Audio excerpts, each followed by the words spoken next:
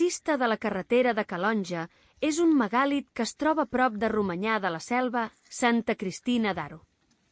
Es tracta d'una cista megalítica de forma subrectangular enfonsada en el terreny pla i amb un túmul artificial de forma arrodonida. Mesura 2,50 metres de llarg per 1 metre d'amplada. 13 lloses de granit formen la cambra. Hi ha més lloses caigudes i trencades a poca distància a llevant. Datada en el Neolític, de 3.500 a 2.500 abans Crist, la cista va ser descoberta per Manuel Casurrú en 1912 i excavada per Lluís Esteve i Cruanyes en 1952. Entre els restes que s'hi ha trobat, hi ha petits fragments de ceràmica a mà llisa depositats al Museu d'Història de Sant Feliu de Guíxols.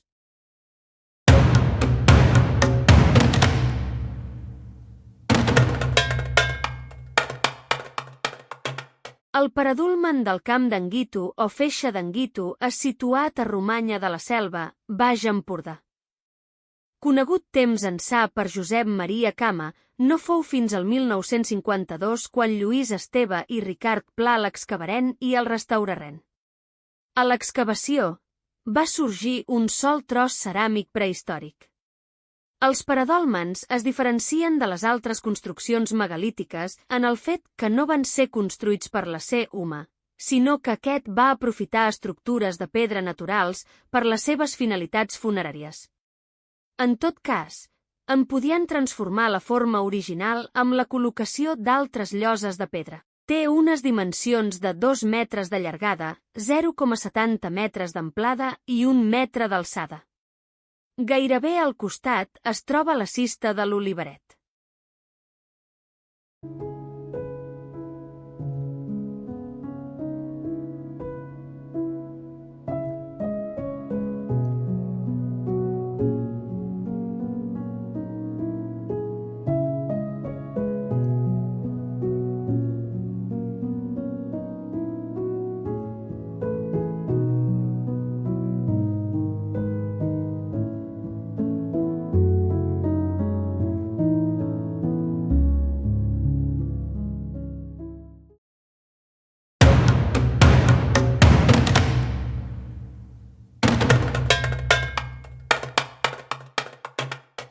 La cista de l'Oliveret és localitzada a 3 metres a l'oest del paradúlman del Camp d'en Guito.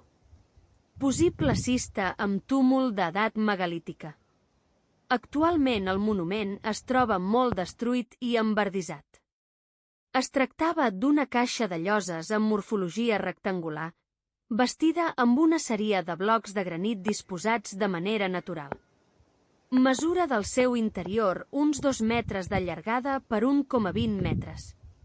A l'interior solament s'hi van trobar un fragment de ganivet de sílex i 3 fragments d'un vas ceràmic d'edat prehistòrica sense definir.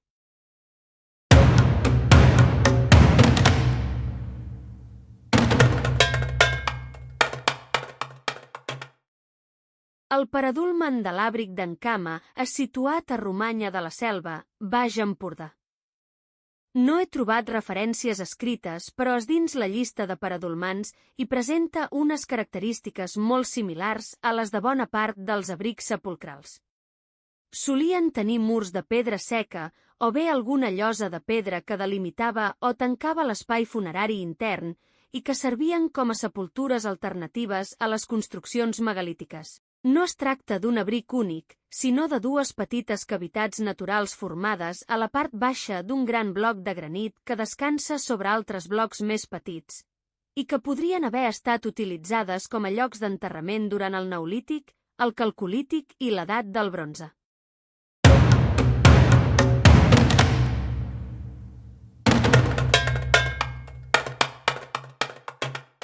La cista del Suro del Rei està situat a Romanyà de la Selva, Baix Empordà. El monument està format per una cambra funerària de tendència rectangular, orientada de nord-est a sud-est, enfonsada dins el terreny i envoltada per un túmul artificial de tendència circular fet de terra. A l'interior s'hi enterrava una sola persona i solament una vegada. Es tractava, per tant, d'un monument megalític no reutilitzable. La cambra funerària medeix 1,65 metres de llargada per 1 metre d'amplada i 1 metre d'alçada màxima. Durant l'excavació no es va trobar cap material arqueològic a l'interior.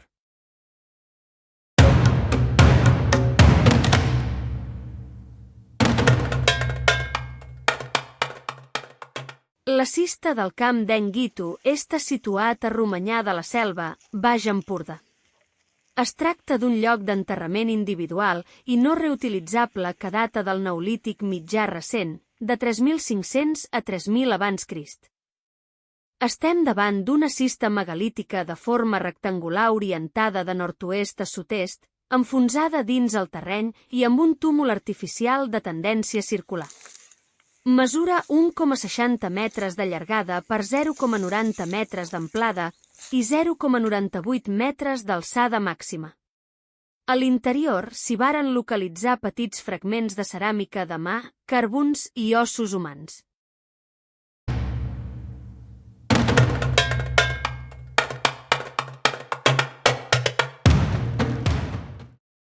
Pedres Grosses tracta d'un paradulmen situat a Romanyà de la Selva, Baix Empordà. És un monument megalític natural que consisteix en una cavitat entre blocs caiguts o abrics rocosos. Tant en un com en l'altre les comunitats humanes no hi han fet cap tipus d'intervenció en la seva construcció.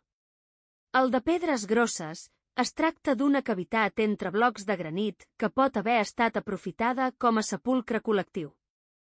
Les excavacions realitzades van donar un resultat escàs que no permet determinar amb claredat la seva cronologia. Tanmateix, es pot situar al voltant del segon mil·lenni abans Crist, similar a les altres restes megalítiques de l'entorn. Les pedres arrodonides que trobem al voltant s'haurien després del conjunt primitiu. Durant la seva excavació només s'hi van trobar fragments de ceràmica feta a mà i 3 fragments de ceràmica ibèrica. L'alçada dels blocs és d'uns 3 metres.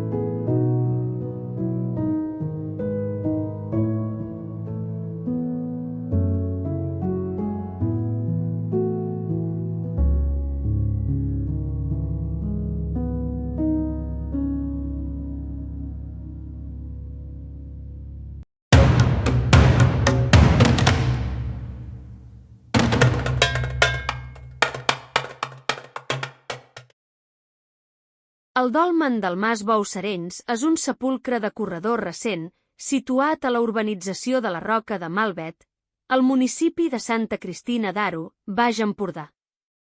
Fa uns 6 metres de llargada. Va ser esmentat per primer cop el 1912 i excavat el 1918 i el 1953. Per l'altura de les seves lloses granítiques, aquest dolmen és un dels més grans dels dòlmens catalans, ja que la llosa de la capçalera té una mida de 2,36 metres d'alçada. Les 2/3 parts de les parets de la cambra són paral·leles, les lloses restants són convergents fins deixar una obertura de 60 centímetres, adequada per a col·locar una peça de tanca i a la vegada dona la pauta al corredor. Les lloses més grans reposen en solcs excavats en la roca mare. La forma del passadís, tot i que encara és incerta, sembla ser rectangular, amb les parets convergents cap a la cambra. Les pedres són menors que les de la cambra i el fons d'aquesta és més baix que en el passadís. El cromlec d'hauria tenir entre 9 i 10 metres de diàmetre i només en queden algunes pedres. Pel que fa al túmul, estava fet de pedres soltes cobertes de terra. Totes les lloses són de granit. Entre el material que es va poder recuperar d'aquest dolmen destaquen nombrosos fragments d'ossos humans, diversos queixals i un incisiu d'infant, 10 fulles de sílex, 5 puntes de fletxa, fragments de ceràmica campaniforme i de ceràmica llisa, grans d'enfilall de calaita i d'esteatita, una plaqueta ovalada de pissarra i d'altres objectes lítics. Per les rodalies del dolmen també es van trobar nombrosos fragments de ceràmica ibèrica i iberoromana, així com fragments d'una fíbula.